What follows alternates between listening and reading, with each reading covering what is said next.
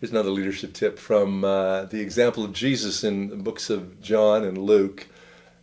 And this was kind of interesting because here's what I discovered is Jesus did not necessarily recruit people just because they had outstanding credentials. You know, we live in a world where it's easy to look at people from an exterior perspective, an outside perspective, and say, hey, that person would be great. They've got potential. They're successful. They look good, whatever it might be. But Jesus obviously looked for something deeper than that. In John chapter 1, verse 45 to 51, Jesus encounters Philip, who was his disciple. He encountered Philip's brother, Nathaniel. And this is a man that has excellent credentials. In fact, Jesus says of him in John chapter 1:47, he says, this is a man of complete integrity.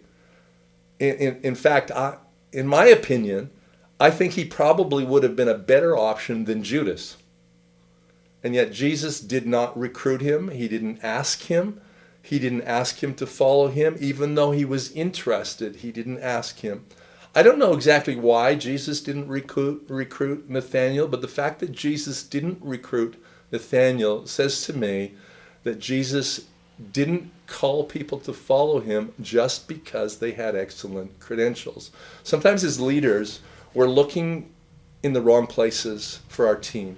We're looking for people who are fully developed and can just step into the role, but in fact, we need to be looking for people with potential more than already fulfilled abilities so that we can help train them and encourage. So look for character, look for commitment, but don't necessarily look for all the success and the credentials.